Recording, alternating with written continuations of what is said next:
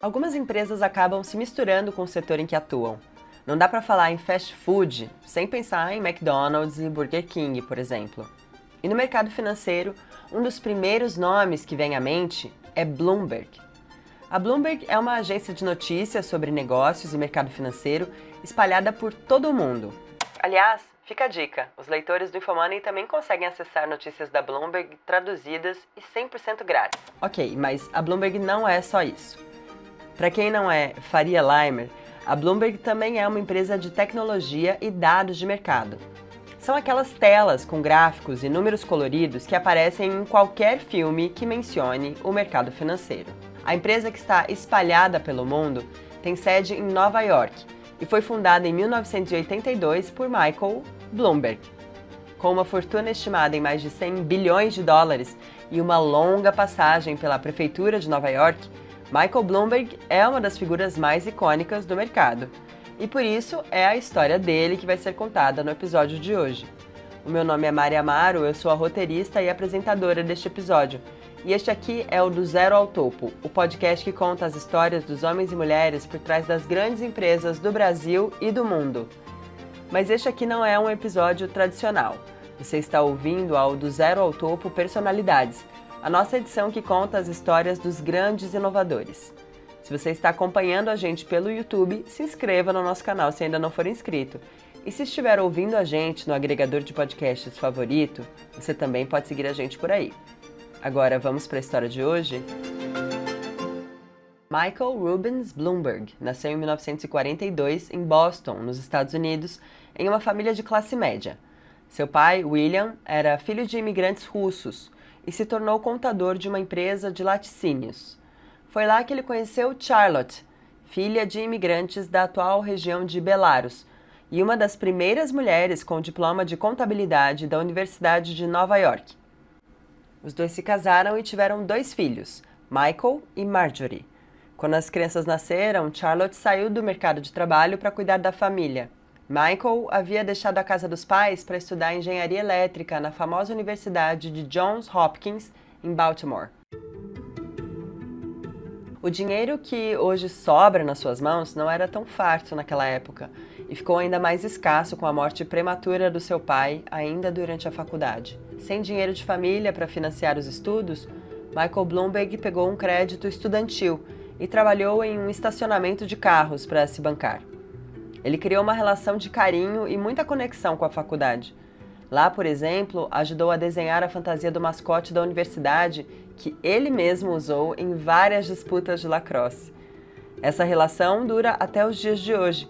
Bloomberg é um ex-aluno ativo e já doou mais de 4,5 bilhões de dólares da sua fortuna pessoal para a universidade, mais de 25 bilhões de reais na conversão de abril de 2025.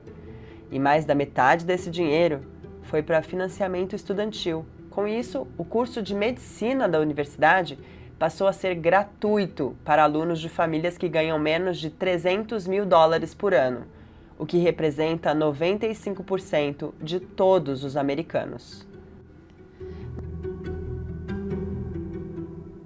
Mas, muitos anos antes de ser bilionário, Michael estava saindo da faculdade e precisava trabalhar. Com o currículo reforçado depois de passar pela Escola de Negócios de Harvard, ele buscou emprego no mercado financeiro. E conseguiu. Michael Bloomberg começou a sua carreira no mundo das finanças no banco de investimentos Salomon Brothers, em 1966. Mas o primeiro emprego em Wall Street não foi aquele sonho de um jovem recém-formado em Harvard. O Bloomberg trabalhava no que o pessoal chamava de cela. Era basicamente um porão sem janela ou ar-condicionado, onde ficava o cofre, e o trabalho era contar manualmente papéis de ativos. Depois de cerca de 1 ano na cela, Bloomberg foi promovido para a mesa de ações. Ali ele foi orientado por Jay Perry, trader conhecido pela competitividade e criatividade, e passou a trabalhar comprando e vendendo grandes lotes de ações. Agora sim, o jovem Michael Bloomberg estava naquele ambiente meio caótico das bolsas de valores antigas e se adaptou bem rápido.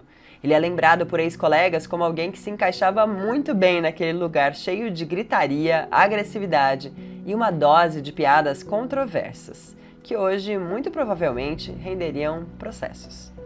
O seu estilo era workaholic. Chegava cedo, às 7 da manhã, e era um dos últimos a sair. A sua ideia inicial era ficar apenas 1 ou 2 anos no Salomon e buscar um emprego na indústria. Mas o ambiente competitivo começou a fazer Bloomberg aspirar pelo santo graal da carreira, em suas próprias palavras: virar sócio do Salomon. Com uma rápida ascensão, aos 31 anos, em novembro de 72, ele alcançou seu objetivo. Tornou-se sócio, responsável pelas áreas de trading de ações e desenvolvimento de softwares.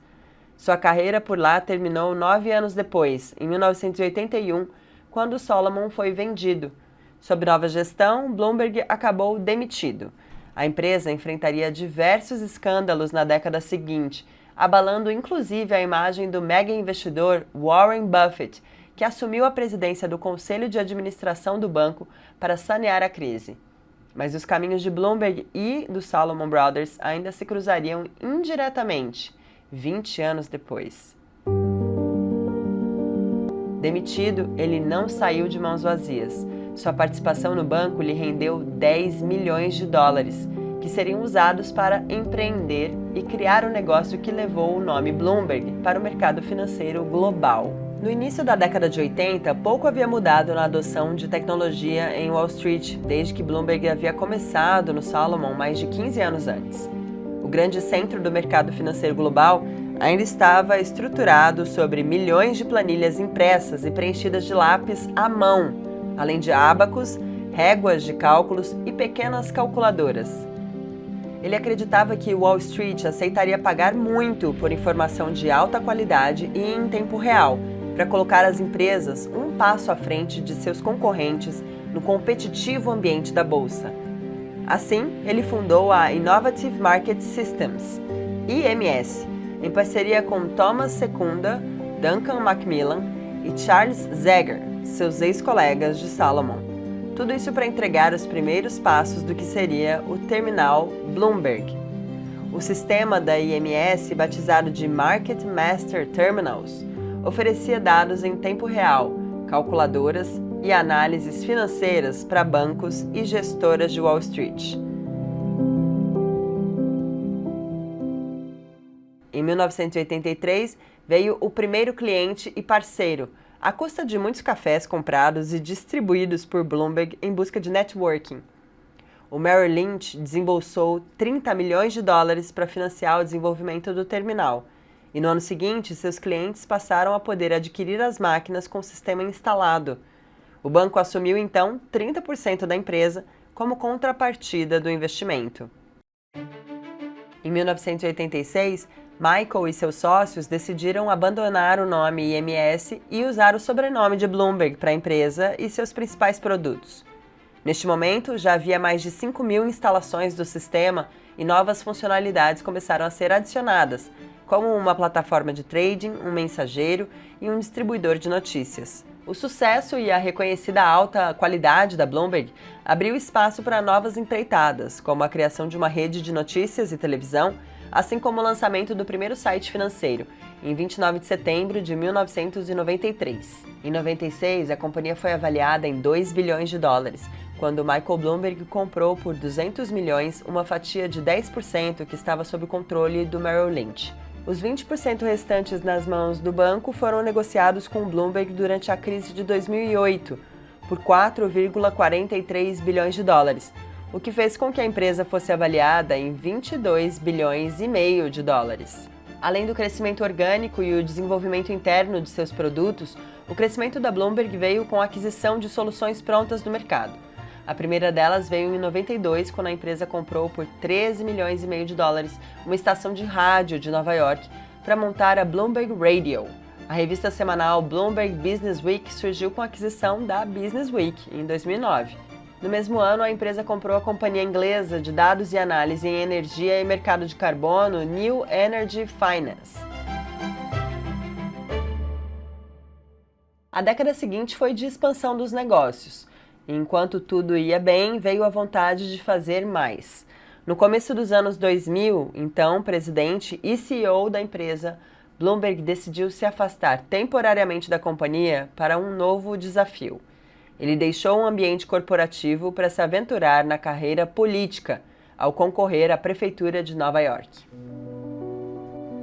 Filiado ao Partido Democrata norte-americano, Bloomberg optou por deixar o partido e ingressar no rival republicano para concorrer à prefeitura de Nova York, com o apoio do então popular prefeito reeleito Rudy Giuliani. A primária republicana das eleições começou na manhã de 11 de setembro de 2001. Naquele 11 de setembro. O evento foi interrompido pelo ataque terrorista às Torres Gêmeas, no coração financeiro da cidade. Entre as companhias afetadas estava o Salomon Brothers, que alugava 18 andares de um dos prédios do complexo destruído com o desmoronamento das torres principais. Bloomberg venceu as primárias republicanas e se elegeu ao derrotar o democrata Mark Green, com o apoio de Giuliani. Sua campanha foi marcada pelo desembolso desproporcional de recursos próprios. Ele despejou mais de 74 milhões de sua fortuna pessoal em anúncios de televisão, que pediam um homem de negócios para reconstruir Nova York depois dos ataques. Gastando mais de 5 vezes do que o seu adversário e rodando a campanha não presidencial mais cara até então, Bloomberg foi eleito com 50% dos votos contra 48% de Green e assumiu a cidade em 1º de janeiro de 2002. Bloomberg também conseguiu a reeleição em 2005, com mais de 20 pontos de vantagem sobre o seu concorrente e, de novo, gastando um valor recorde, 85 milhões de dólares do seu próprio bolso. O terceiro mandato veio em 2009, após passar uma lei para acabar com o limite de 2 mandatos, enfrentando, claro, grande oposição. A motivação, segundo ele, era lidar com os efeitos da crise de 2008. Nessas eleições, no entanto, a margem da vitória foi menor, de 50,6% a 46%, mas os gastos continuaram crescendo e bateram em 109 milhões de dólares. Muito dinheiro, mas até que pouco para alguém com uma fortuna de 18 bilhões de dólares naquela época.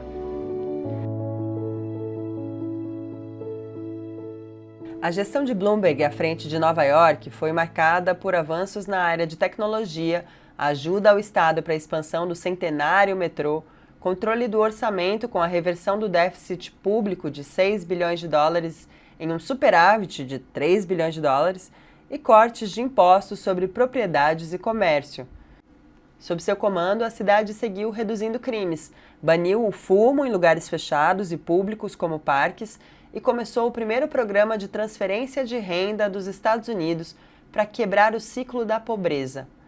Bloomberg recusou receber salário para comandar a cidade e tinha uma remuneração simbólica de $1. Também optou por utilizar o seu jato e helicópteros e não morar na residência oficial.